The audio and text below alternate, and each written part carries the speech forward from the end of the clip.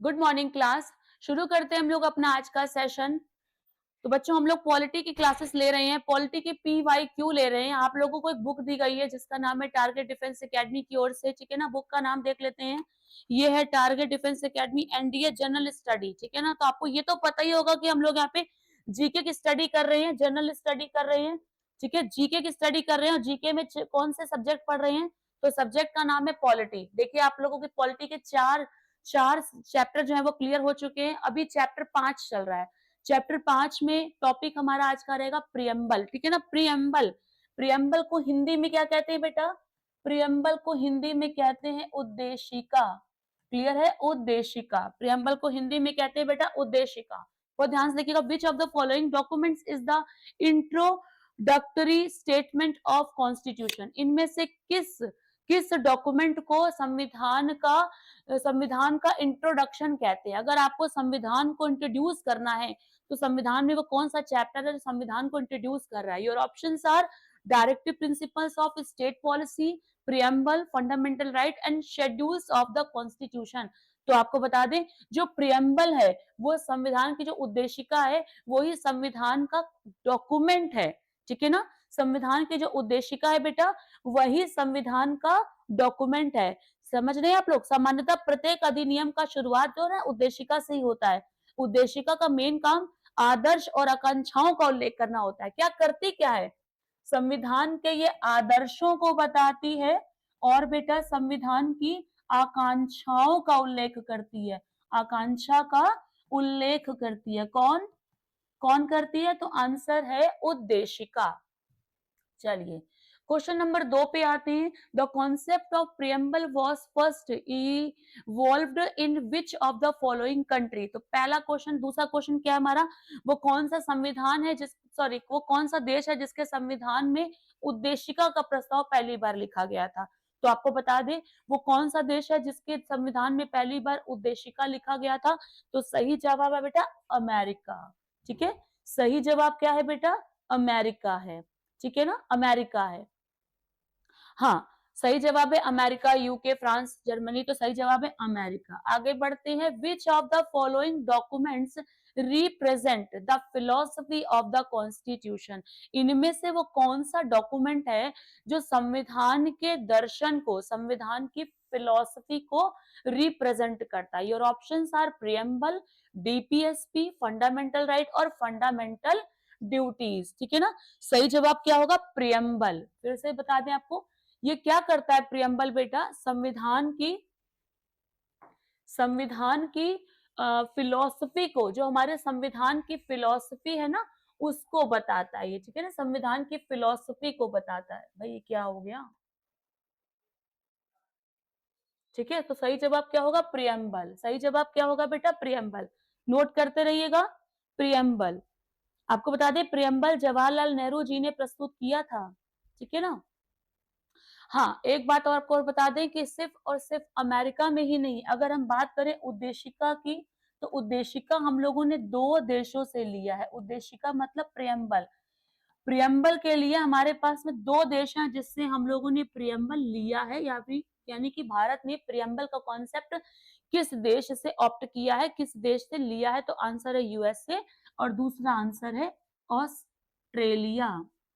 Australia. आपको बता दें प्रियम्बल का कॉन्सेप्ट लिया हम लोगों ने यूएसए से, लेकिन प्रस्तावना की भाषा यानी कि उद्देशिका की जो भाषा है वो हमने ली है ऑस्ट्रेलिया से। क्लियर है? चलिए नेक्स्ट देखते हैं। नेक्स्ट क्वेश्चन है, language of the preamble is taken from which of the following constitution. मैंने अभी आपको बताया कि किस देश के संविधान से हम लोगों ने प्रस्तावना की भाषा ली? अमेरिका, ऑस्ट्रेलिया, कैनेडियन और फ्रेंच। तो सही जवाब क्या है? ऑस्ट्रेलियन संविधान से हम लोगों ने प्रस्तावना की भाषा ली है। क्लियर है? ऑस्ट्रेलिया के संविधान से हम लोगों ने प्रस्तावना की भाषा ली है। क्लियर है इतना? चलिए प्रस्तावना की बात करें बेटा, तो प्रस्तावना की शुरुआत कहाँ से होती है? प्रस्तावना क्या है? लिखा होता है हम भारत के लोग, we the people of India, हम भारत के लोग। ध्यान से देखिएगा, हम भारत के लोग भारत को एक संपूर्ण प्रभुत्व संपन्न, ठीक है ना, भारत को एक संपूर्ण भारत को एक संपूर्ण प्रभुत्व संपन्न, कौन कह रहा है ये? हम भारत के लोग कह रहे हैं ये, ठीक है ना, हम भारत के लोग। संपूर्ण प्रभुत्व संपन्न, समाजवादी, पंथ निरपेक्ष, लोकतंत्रात्मक, ध्यान से देखिएगा, समाजवादी, पंथ निरपेक्ष और लोकतंत्रात्मक, ठीक है ना, समाजवादी, पंथ निरपेक्ष और लोकतंत्रात्मक गणराज्य बनाने, ठीक है ना, गणराज्य बनाने तो गणराज्य बनाने के लिए और उसके समस्त नागरिकों को सामाजिक, आर्थिक और राजनैतिक, बहुत ध्यान दीजिएगा, उसके समस्त नागरिकों को, उसके समस्त नागरिकों को 3 प्रकार के न्याय की चर्चा की गई है, सामाजिक, आर्थिक, 3 प्रकार के न्याय दिए जाएंगे आप लोगों को, इस उद्देशिका में बोला गया है सामाजिक, आर्थिक और राजनीतिक न्याय की चर्चा करी गई है, ठीक है ना, की चर्चा करी गई है, ठीक है, बहुत बड़ा प्रस्तावना है। प्रस्तावना की शुरुआत इन शब्दों से होती है, हम भारत के लोग भारत को एक संपूर्ण प्रभुत्व संपन्न, समाजवादी, पंथ निरपेक्ष, लोकतंत्रात्मक गणराज्य बनाने के लिए उसके समस्त नागरिकों को सामाजिक, आर्थिक और राजनीतिक न्याय सुनिश्चित कराते हैं, ठीक है, आगे बढ़ जाते हैं बेटा। नेक्स्ट क्वेश्चन देखते हैं, the preamble is taken from, तो बच्चों प्रियम्बल हमने कहां से लिया है, क्वेश्चन नंबर 5 को देखिएगा, preamble is taken from, your options are government of India act 1935, resolution of INC यानी कि Indian National Congress, objective resolution, उद्देश्य प्रस्ताव, या फिर माउंट बेटन प्लान। तो सही जवाब क्या है, उद्देश्य प्रस्ताव। आपको बता दें 13 दिसंबर 1946 को जवाहरलाल नेहरू ने बेटा संविधान सभा में उद्देश्य प्रस्ताव प्रस्तुत किया था, ठीक है ना, उद्देश्य प्रस्ताव प्रस्तुत किया था, ये बताया था कि हम लोग संविधान को क्यों लागू कर रहे हैं, इस संविधान को लागू करने का उद्देश्य क्या है, पर्पस क्या है, यानी संविधान के लागू ना होने पर क्या नुकसान होगा और इस संविधान के लागू होने पर हमारे देश को क्या क्या बेनिफिट्स मिलेंगे, ठीक है ना। तो इसका मतलब क्या है कि उद्देश्य प्रस्ताव से कौन इंस्पायर्ड है, तो आंसर है हमारा प्रियम्बल। हमारी उद्देशिका का कॉन्सेप्ट हमने कहाँ रखा है, तो उद्देश्य प्रस्ताव में रखा था पंडित जवाहरलाल नेहरू जी के द्वारा, ठीक है ना, 13 दिसंबर 1946 को। 22 जनवरी 1947 को उद्देश्य प्रस्ताव को स्वीकार भी कर लिया गया था। तो कब कर लिया गया था, 22 जनवरी 1947 को उद्देश्य प्रस्ताव को बेटा क्या कर लिया गया था, स्वीकार भी कर लिया गया था, स्वीकृत भी कर लिया गया था। क्लियर है, आगे बढ़ जाते हैं।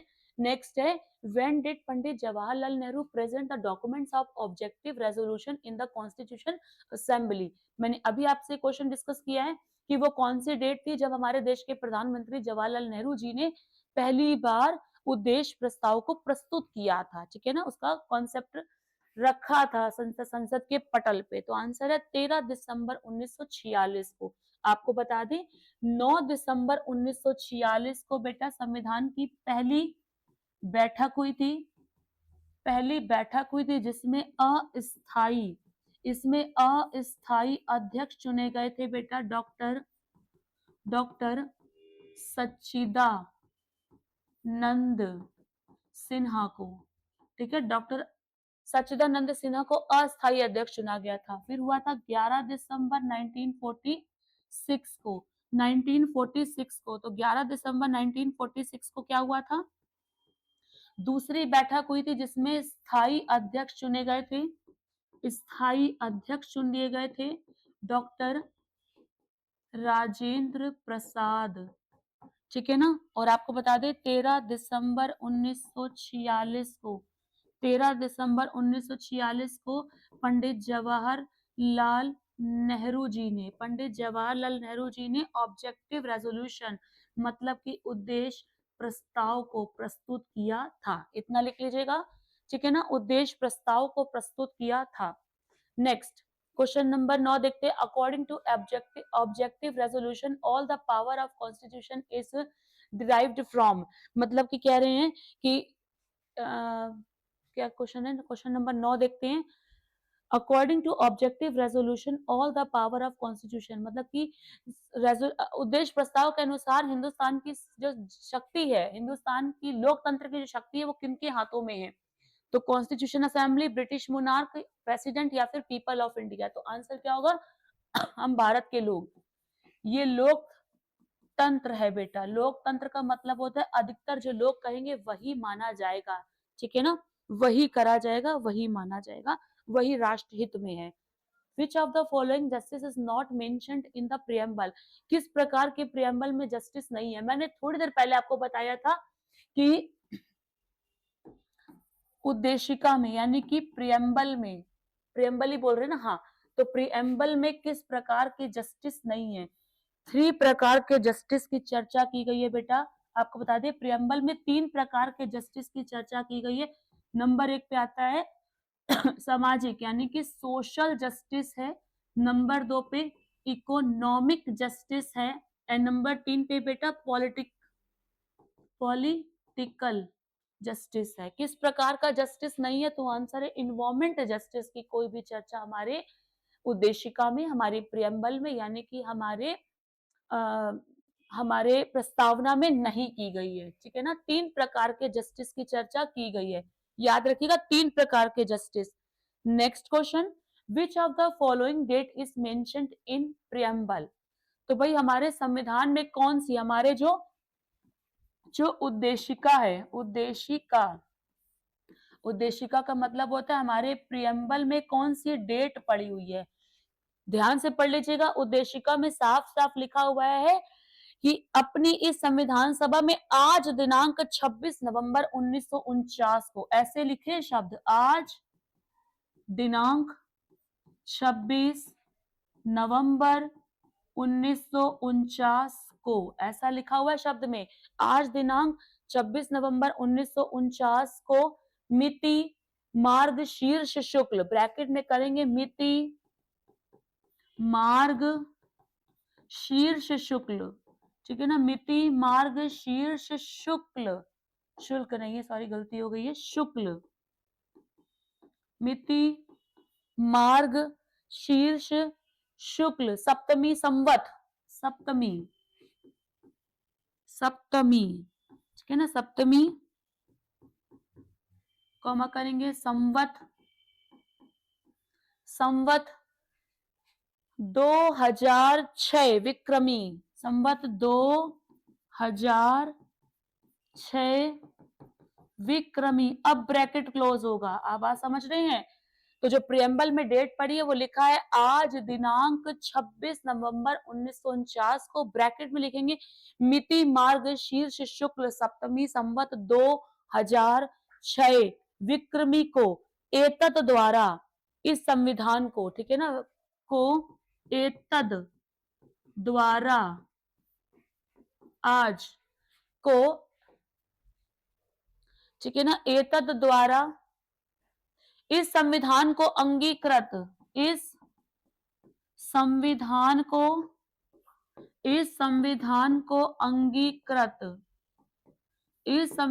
को अंगीकृत अधिनियमित और आत्मार्पित करते हैं, अंगीकृत अधिनियमित और आत्मार्पित करते हैं, आत्मार्पित करते हैं। तो ध्यान से देखिएगा, इसका मतलब इसमें सही जवाब क्या होगा? 26 नवंबर 1949, ठीक है ना। राइट आंसर क्या होगा बेटा? 26 नवंबर 1949। चलिए आगे बढ़ते हैं। How many times preamble was amended? तो बेटा अब तक संविधान में केवल एक बार अमेंडमेंट किया गया, वो भी कब? By 42nd constitution amendment 1976। आपको बता दें 42वें संविधान संशोधन 1976 को हमारी प्रीएम्बल में एक बार संशोधन किया गया था। प्रीएम्बल में 3 शब्द जोड़े गए थे। ठीक है, 42वें संविधान संशोधन में हमारी प्रीएम्बल में 3 शब्द जोड़े गए थे बेटा। नंबर 1 पर है समाजवाद, नंबर 2 पे पंथ निरपेक्ष और नंबर 3 पे और अखंडता। नंबर 1 पे लिखोगे समाजवाद सोशलिज्म, नंबर 2 पे है सेकुलरिज्म यानी कि पंथ निरपेक्ष और नंबर 3 पे जोड़ा गया था और करके लिखा गया था और अखंडता। ठीक है, ये 3 शब्द जोड़े गए थे हमारी प्रीएम्बल में। आज तक हमारी प्रीएम्बल में सिर्फ एक ही बार संविधान संशोधन किया गया है। ठीक है ना। एक चीज आपको बता दें 1960 को बेरूबारी के केस में, ठीक है ना, पेन चेंज कर देती हूँ फिर देखिएगा 1960, बहुत ध्यान से देखिएगा 1960 एक केस आया था बेटा बेरूबारी। बेरूबारी के केस में कहा गया था कि preamble is not part of our constitution. Preamble is a not part of our constitution. Preamble is a not part of our constitution. तो जब संविधान का ये अंग ही नहीं है तो इसमें संशोधन कैसे हो सकता है। ठीक है ना। लेकिन 1973 में केस आया था, आपको बता दें 1973 में जो केस आया था उसमें कहा गया था कि संविधान, ठीक है ना, प्रियम्बल हमारे संविधान का हिस्सा है। ठीक है, इन 1973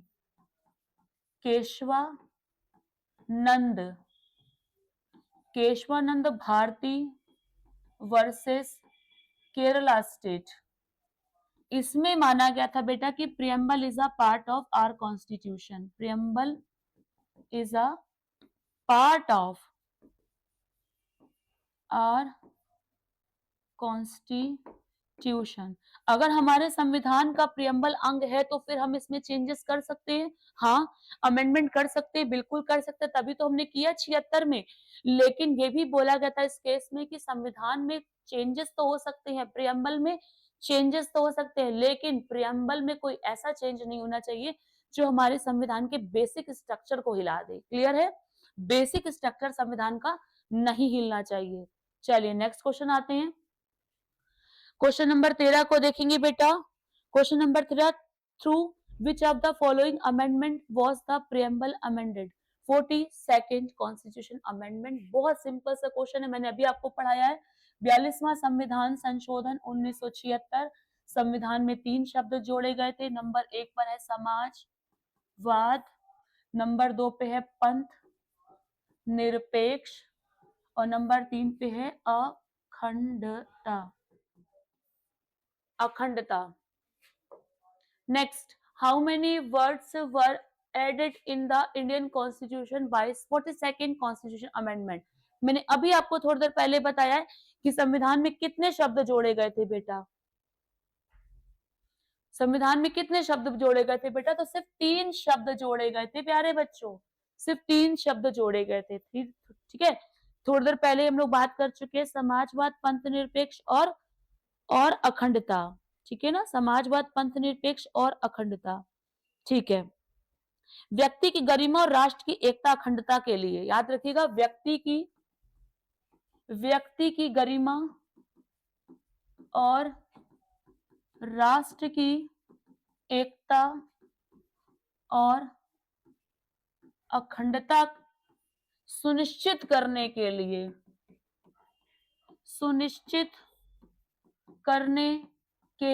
तो फिर से पढ़िए इस लाइन को। व्यक्ति की गरिमा और राष्ट्र की एकता अखंडता सुनिश्चित करने के लिए भारतीय संविधान की प्रस्तावना के अंतर्गत एक संकल्प है। सुनिश्चित करने के लिए भारतीय संविधान की प्रस्तावना में बेटा, भारतीय संविधान की प्रस्तावना में एक संकल्प सुनिश्चित है, एक संकल्प सुनिश्चित है। ठीक है, चलिए आगे बढ़ जाते हैं। समझ रहे हैं क्यों जरूरी है हमारे लिए संविधान। क्यों जरूरी है हमारे लिए preamble? Preamble, why preamble is necessary for our? तो देखिएगा भाई, हमारे खुद की गरिमा के लिए, राष्ट्र की एकता और अखंडता सुनिश्चित करने के लिए भारतीय संविधान में जो प्रस्तावना रखी गई है, उसी में तो संकल्प लिखा गया कि हम कैसे करेंगे, क्या करेंगे। ठीक है, नेक्स्ट अगला क्वेश्चन है, विच of the following word shown the feature of Indian constitution? बहुत ध्यान से देखिएगा, क्वेश्चन नंबर 15। अभी थोड़ी देर पहले ही आपको बताया भाई, सेकुलर का मतलब ही क्या होता है? पंथ निरपेक्ष। तो ये है तो हमारे प्रियम्बल में। सोशलिस्ट का मतलब क्या होता है बेटा? आंसर है समाजवाद। तीसरा है बेटा डेमोक्रेटिक, ठीक है ना, गणराज्य। तो ये तीनों के तीनों शब्द हमारे संविधान में है, तो ऑल ऑफ दीज या ऑल ऑफ एबव, ठीक है ना। चलिए आगे बढ़ाते हैं। Question number 16, which of the following word was added by the 42nd amendment in the constitution? भाई फिर वही क्वेश्चन आ जाता है, सोशलिस्ट जोड़ा गया था, हाँ जोड़ा गया था, सेकुलर भी जोड़ा गया था, इंटीग्रिटी भी जोड़ा गया था, तो all of above. Question number 16 को देखेंगे, ऑल ऑफ एबव, ठीक है ना। Question number 16 all of above. आपको बता दें केस आया था बेटा 1973 में, ठीक है ना, केशवा नंद वर्सेस केरला स्टेट। इस स्टेट में एक बात और भी बताई गई थी, basic structure, basic structure of constitution. तो आपको बता दें संविधान की जो आधारभूत संरचना है वो कहाँ डिफाइन करी गई है बेटा? वो उद्देशिका यानी कि प्रियम्बल में डिफाइन करी गई है कि संविधान की उद्देशिका क्या होती है। ठीक है, उद्देशिका में बताया गया है कि हमारे संविधान का बेसिक स्ट्रक्चर क्या होगा, यानी कि आधारभूत संरचना संविधान की क्या होगी, ऐसा बताया गया है। ठीक है ना। चलिए आपको बता दें संविधान की आत्मा तक कहा गया है इसको, ठीक है ना। सुभाष कश्यप बताते हैं संविधान शरीर है तो उद्देशिका उसकी आत्मा है। किसने कहा था? सुभाष कश्यप ने। सुभाष कश्यप कहते हैं, सुभाष कश्यप कहते हैं कि संविधान, संविधान यदि शरीर है, संविधान अगर शरीर है तो उद्देशिका उसकी आत्मा है। तो किसने कहा था भाई संविधान की आत्मा प्रियम्बल है? तो आंसर है सुभाष कश्यप जी कहते हैं, ठीक है ना। के एम मुंशी ने उद्देशिका को राजनीतिक जन्म पत्री कहा है, पॉलिटिकल होरोस्कोप। के एम मुंशी, ये भी याद रखिएगा, के एम मुंशी, के एम मुंशी कहते हैं उद्देशिका, उद्देशिका, उद्देशिका मतलब कि प्रियम्बल क्या है? पॉलिटिकल होरोस्कोप है, राजनीतिक पत्रिका है। उद्देशिका यानी कि preamble, preamble is a political horoscope, ठीक है ना। उद्देशिका राजनीतिक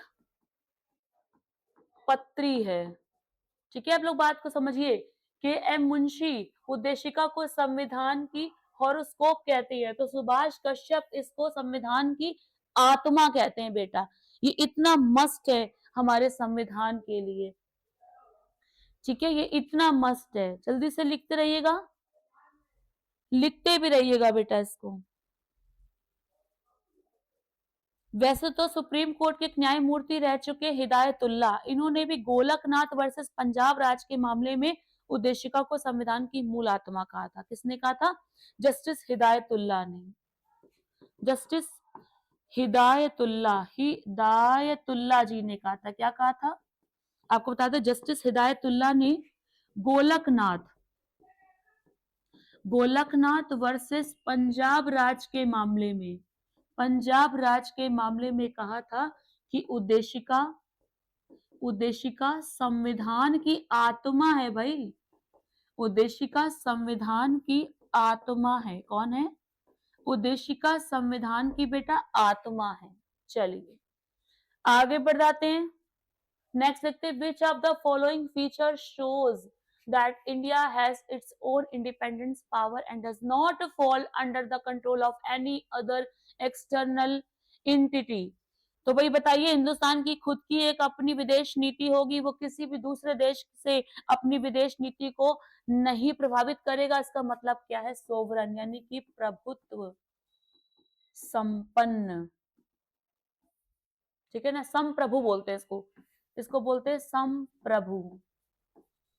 तो हिंदुस्तान की जो विदेश नीति, आपको बता दें, जो हमारी विदेश नीति है, यहाँ पे कहने का मतलब सिर्फ इतना है, हमारी जो विदेश नीति है वो स्वतंत्र रहेगी, ठीक है ना, किसी भी अन्य देश पर आधारित नहीं होगी। हमें किसी भी देश से संबंध रखने होंगे, ये सिर्फ हम तय करेंगे। हम का मतलब भारत तय करेगा, भारत के लोग तय करेंगे, कोई देश नहीं तय करेगा, किसी दूसरे देश की फॉरेन पॉलिसी तय नहीं करेगी। क्लियर है इतना? चलिए आगे बढ़ जाते हैं। विच of the following word of the preamble explain that in India no section of society has any kind of different opportunity special privileges। बहुत ध्यान से देखेंगे, क्वेश्चन नंबर 18 कहता है, हाँ तो सही है, भेदभाव की बात हटा रहा है तो इक्वालिटी की बात करता है, मतलब समानता की बात करता है। समानता किस आर्टिकल में बताया गया? समानता अनुच्छेद 14 से लेकर 18 तक में इक्वालिटी की बात करी गई है, ठीक है ना। इक्वालिटी, स्त्री और पुरुष के बीच में समानता, उच्च जाति और निम्न वर्ग के बीच में समानता, काले गोरे के बीच में समानता, ठीक है ना, ये स्टेट और वो स्टेट के बीच में समानता। हिंदुस्तान किसी भी तरीके का डिस्क्रिमिनेशन पर बिलीव नहीं करेगा, ठीक है। हिंदुस्तान किसी भी तरीके के डिस्क्रिमिनेशन पर बिलीव नहीं करेगा। चलिए आगे बढ़ जाते हैं, नेक्स्ट क्वेश्चन देखते हैं। India has adopted the concept of equality, liberty and fraternity in preamble from which of the following constitution? USA, UK, France, Canada. बहुत ध्यान से देखिएगा, क्वेश्चन नंबर 19। मैंने आपको कल भी बताया था पिछली क्लास में कि फ्रांस की क्रांति से ये तीनों शब्द जो है बेटा वो प्रभावित हैं। कौन से तीनों शब्द? तो बहुत ध्यान से देखेंगे, इक्वालिटी समानता, लिबर्टी और फ्रेटर्निटी मतलब कि बंधुता, ठीक है ना, बंधुता। ये तीनों ही शब्द फ्रांस की क्रांति से लिए गए और फ्रांस से ही हम लोगों ने गणतंत्र शब्द भी लिया है, मतलब कि रिपब्लिक शब्द भी लिया है। एक और फ्रांस से हम बता दें आपको, फ्रांस से एक शब्द और भी इंस्पायर है जिसका नाम है budget. Budget is a French word जो कि बूजे से बना हुआ है, ठीक है ना। चलिए आगे बढ़ जाते हैं, आखिरी क्वेश्चन है ये, which of the following part is also known as identity card of the constitution। तो हमारे संविधान का आईडी कार्ड किसे कहते हैं? आईडी कार्ड वो होता है जो आपके लगभग वो डिटेल दे देता है जिसकी रिक्वायरमेंट हमें होती है, ठीक है ना। आपके बारे में जानने का एक छोटा सा एक डॉक्यूमेंट होता है आईडी कार्ड, जिससे हम आपके बारे में ओवरऑल तो नहीं लेकिन हम एक मोटी-मोटी जानकारी ले सकते हैं। ठीक उसी तरीके से हमारे संविधान में क्या लिखा है, 395 आर्टिकल्स क्या कहते हैं, इनको जानने के लिए आपको पूरा संविधान पढ़ने की अभी उतनी आवश्यकता अगर नहीं है, मान लेते हैं अगर आप पूरा संविधान नहीं पढ़ पाते हैं, तो हमारे संविधान को जानने के लिए किसका सहारा लेंगे? आंसर है प्रियम्बल। प्रियम्बल हमारे संविधान को जानने का एक आईडी कार्ड है, ठीक है ना। तो आज हम लोगों ने बेटा पढ़ा क्या है? प्रियम्बल। आज हम लोगों ने सारे के सारे प्रियम्बल के पीवाईक्यू लगा लिए हैं, ठीक है। अगली क्लास में मिलते हैं बेटा। हम लोग चैप्टर वाइज चैप्टर धीरे धीरे चल रहे हैं, कोई जल्दबाजी नहीं है। एक एक चैप्टर में 20 क्वेश्चन, कभी 25 क्वेश्चन, कभी कभी 30 क्वेश्चन भी मिलेंगे। आराम आराम से चैप्टर को क्लियर करते हुए चलेंगे और उससे जुड़े हुए जो क्वेश्चन आ सकते हैं पेपर में उनको भी देखते रहेंगे, ठीक है ना। जैसे कि अभी हमने देखा है कि प्रियम्बल में सिर्फ एक बार ही क्या करा गया है? एक बार ही संशोधन किया गया है। कहां पर किया गया? प्रियम्बल में।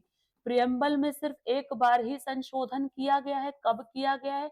तो याद रखिएगा 1976 को किया गया। कौन से अमेंडमेंट से? 42वें संविधान संशोधन से। 3 शब्द जोड़े गए। नंबर 1 पर है सोशलिज्म यानी कि समाजवाद, नंबर 2 पे है सेकुलर यानी कि पंथ निरपेक्ष, और नंबर 3 पे बेटा और अखंडता एंड इंटीग्रिटी, और अखंडता। क्लियर है? ये क्वेश्चन कई एग्जाम्स में पूछे गए, इसको ध्यान से देखिएगा। अलग अलग तरीके से क्वेश्चन पूछे जा सकते हैं।